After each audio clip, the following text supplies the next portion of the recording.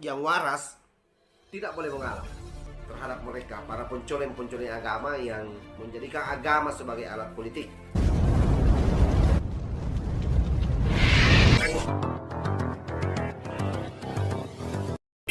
Di Indonesia ini memang menjadi anomali karena dia memberikan ruang kebebasan, sehingga apa? Banyak para penunggang-penunggang yang justru ingin mematikan demokrasi itu menggunakan kebebasan dalam demokrasi.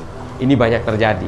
Misal orang-orang yang menganut paham Wahabi Salafi, atau orang-orang yang menjadi bagian dari Wahabi Jihadis, atau Wahabi Haroki, orang-orang yang berpolitik, orang-orang Wahabi, misalnya aliran-aliran dari Ikhwanul Muslimin misalnya, ini banyak sekali menggunakan demokrasi, tapi sejatinya mereka mengharamkan demokrasi, mereka mengharamkan pemilu, mereka mengharamkan Pancasila. Nah, ini anomalinya.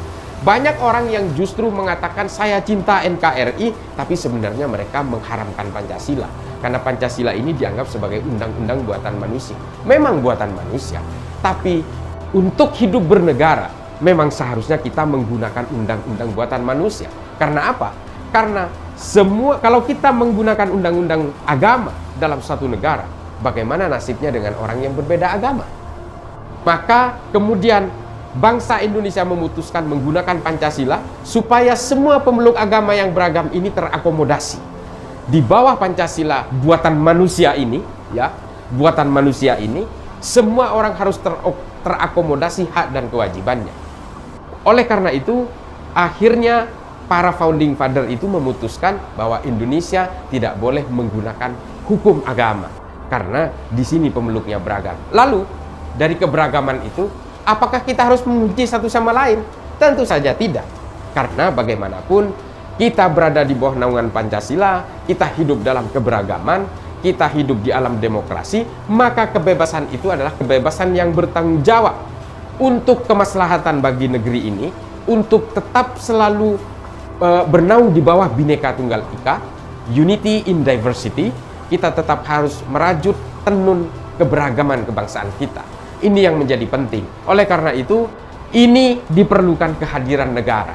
Negara tidak boleh lemah dalam menangani mereka-mereka yang memanfaatkan demokrasi, tapi sebenarnya ingin menikam demokrasi itu sendiri, ingin menikam Pancasila, dan ingin meruntuhkan negara ini untuk demi melancarkan kepentingan-kepentingan dan ambisi kekuasaan mereka. Oleh karena itu, saya paling anti dengan khilafah. Karena apa? Karena Indonesia ini sudah khilafah.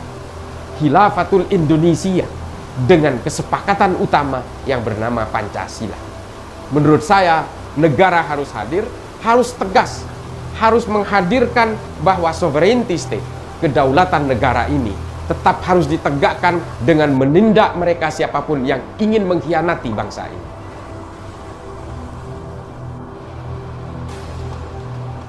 Keterpaparan berbagai elemen perguruan tinggi ini memang ada banyak macamnya. Ada dari kanan, ada dari kiri, dan ada kepentingan-kepentingan pragmatisme politik. Ini yang harus kita pahami. Jadi memang terutama dari kelompok kanan hari ini memang menggunakan basis kampus karena begini, kelompok-kelompok radikal kanan yang menunggangi agama ini sebenarnya adalah orang-orang yang berusaha menjadikan anak muda sebagai investasi masa depan. Coba bayangkan, kalau anak muda hari ini terpapar, maka 10-15 tahun lagi mereka akan memegang pemerintahan ini. Mereka akal bulusnya dijalankan. Jadi kalau mereka ini melakukan gerakan-gerakan hari ini, tentu saja akan mudah dipatahkan. Tapi kalau mereka membina anak-anak muda di kampus-kampus yang nantinya akan menjadi pemimpin bangsa ini, maka trajektori arah dari bangsa ini akan dibelokkan oleh mereka. Karena apa? Karena mereka sudah terintervensi ideologinya. Ini yang menjadi masalah bagi kita, bahwa kita harus membendung itu.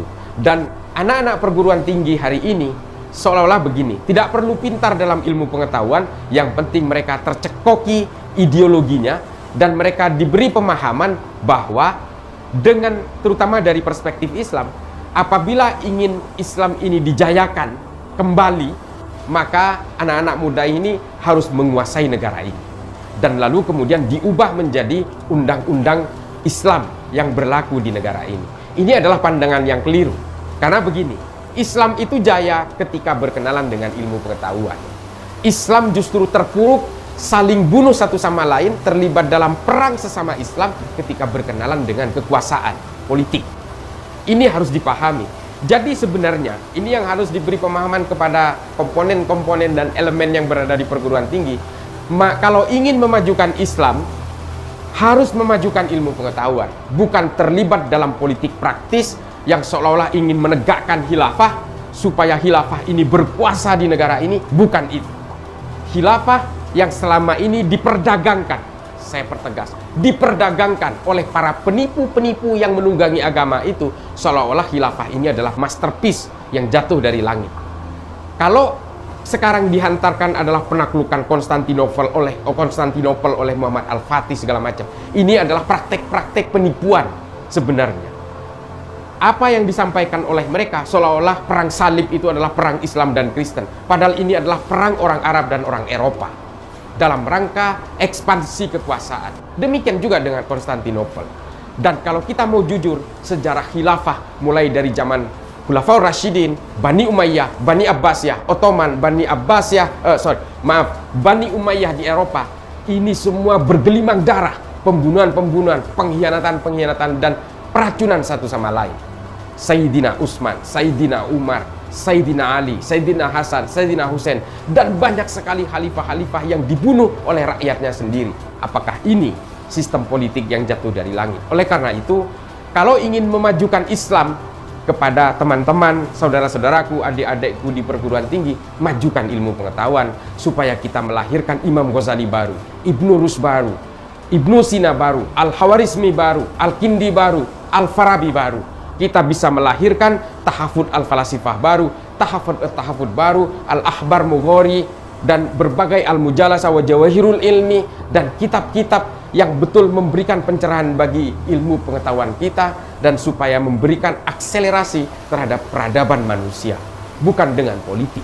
Dengan politik, Anda dengan sendirinya akan menggiring Islam ke dalam dunia-dunia kekerasan dan brutalitas. Apabila Islam berkenalan dengan brutalitas, maka dengan sendirinya Anda akan menjauhkan Islam dari daya tariknya, daya tarik aslinya.